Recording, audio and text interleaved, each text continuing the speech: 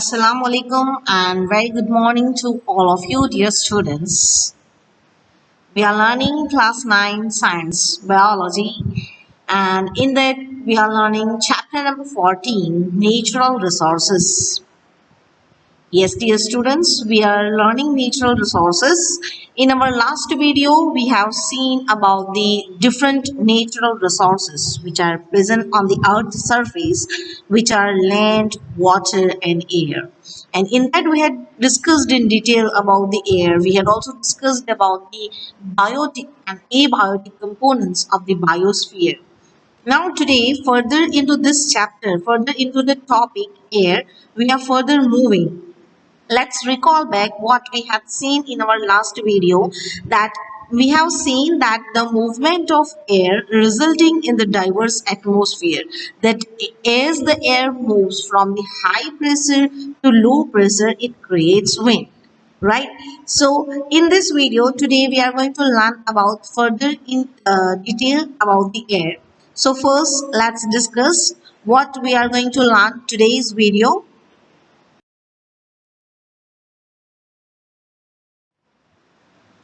In this video, we are going to learn today that is air pollution and its causes, acid rain as the effect of air pollution, and the very first topic we are going to learn today, that is how does rain occur, or how do clouds form and how does rain form. So these are the main topics of today's video. So let's see one by one, dear students. So first about the rain, right? So what is the main question here, that how clouds are formed and bring us rain? That is the main question. Yes, that what is the phenomenon, what happen actually which bring rain? So what is the real or actual phenomenon, dear students, that when water bodies are heated during a day, a large amount of water evaporates and goes into the air. Yes, we know that a large amount of water bodies, as we had seen, that 75% of water is present on Earth's surface. So, very first step is that the water bodies are heated during a day and large amount of water evaporates and goes into the air. Some amount of water vapor also get into the atmosphere because of various biological activities. What do you mean by these various biological activities, dear students? The biological activities, that is the transpiration. Yes, transpiration is the process in which plants are removed some amount of water into the atmosphere. So these are the some activities in which water gets entered inside the atmosphere. Now what happened? The hot air which is heated by the sun, the hot air rises up, that we have seen our previous video, that hot air rises up carrying the water vapor with it. As the air rises, it expands and cools. This cooling causes the water vapor in the air to condense in the form of tiny droplets. Getting, dear students, the cooling of that hot air causes the water vapor in the air to condense in the form of tiny droplets. This condensation of water is facilitated if some particles could act as the nucleus for these drops to form around. Normally, dust and other suspended particles in the air perform this function. Now, what happened after the water condenses?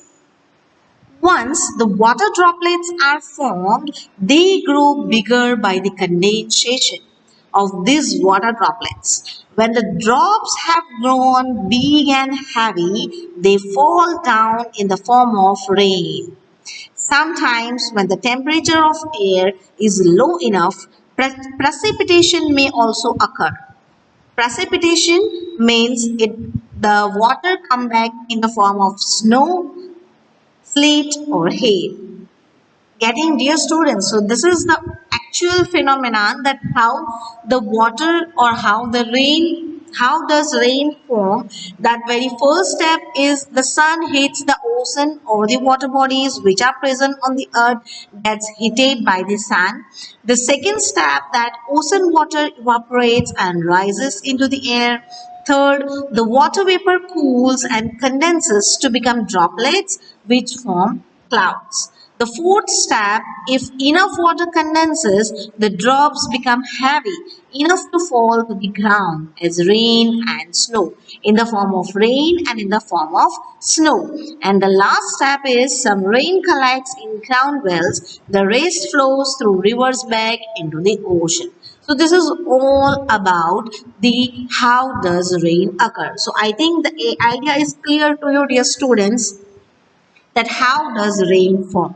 Now let's further move up to the topic of pollution. So first of all, the question is, what is air pollution? Yes, that is the entry of unwanted particles into the air, which harmful for living thing also and non-living thing also. That is called as air pollution. So first we'll talk about the causes, that how does the air pollution occur. That we will see the first. Okay, so see, dear students, in this image, different causes of air pollution are given. Some are the natural causes of air pollution and some are the human activities, that is artificial causes or man-made causes of air pollution. So let's see first that the fossil fuels like coal and petroleum contain small amount of nitrogen and sulfur. Yes, dear students, and fossil fuels like coal and petroleum are used where? Are used in vehicles, motor vehicles. So motor vehicles releases carbon monoxide, nitrous oxide, and so many other harmful oxides released into the air, which creates air pollution. If we talk about the natural causes of air pollution, the volcanic eruption, you all are knowing about the volcanic eruption, that this volcanic eruption produces ash and dust. When this ash and dust is entering into our atmosphere and entering into the air, it creates air pollution. The visibility becomes very much slow. Yes, if we talk about the second activity, that forest fire, that again from the forest fire may be by naturally also, by man-made also. So forest fires also releasing ashes and smokes into the atmosphere, which also makes or which also creates air pollution. Here we had talked about the automobiles and motor vehicles and industries, and all these industries, that running industries, while trading that waste also, and these running industries also are releasing so many oxides and so many pollutants into the atmosphere.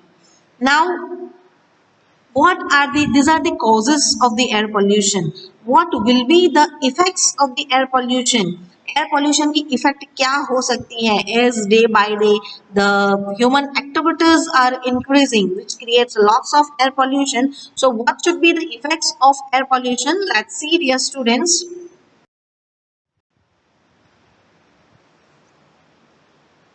The main effect of air pollution is acid rain.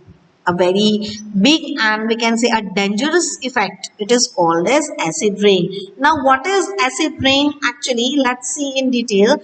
That the fossil fuels like coal and petroleum contain small amounts of nitrogen and sulfur. The fossil fuels which are used by the automobiles, used by the vehicles, also used by the industries, to run industry, the coal and petroleum is required. So these fossil fuels, when they burn, they releases some amount of nitrogen and sulfur into the atmosphere. Now what happened? When these fuels are burnt, nitrogen and sulfur are too burnt, and this produces different oxides of nitrogen and sulfur.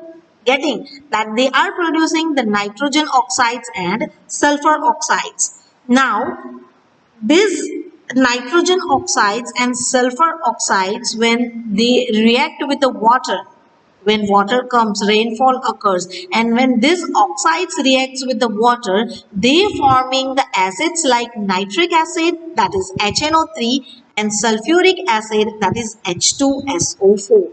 Getting, dear student, how this acids occurs, that when the fossil fuels which are used in automobiles and industries are burnt, they release oxides of nitrogen and sulfur into the atmosphere. वो nitrogen और sulphur के oxides release करते हैं atmosphere में. Now this oxides of nitrogen and sulphur are suspended in the air. Yes, now when rain occurs, these oxides of nitrogen and sulfur reacts with water and forms acids. Which acids? Nitric acids, that is HNO3, and sulfuric acids, that is H2SO4. And then these acids come into the surface or come into the land in the form of acid rain. So this is a very main effect and very dangerous effect of the air pollution, that due to the air pollution, as the automobiles and industries releases such kind of oxides into the air, by reacting with water they are converted into the acids, and then such kind of rain when come on the earth's surface, that rain is called as acid rain. Another effect of air pollution, if we say that when the ashes and dust particles are present into the atmosphere, when such kind of air is inhaled by us, so it creates a breathing problem to human beings. Of course, it creates breathing problem. Also, it creates allergies to humans. Sometimes cancer and heart diseases are also occurred by this dust and ash particles. So these all are the effects of air pollution. So this is all about the air which we have to learn in this chapter, dear students. In our next video, we are going for the next resources of the earth, that is water.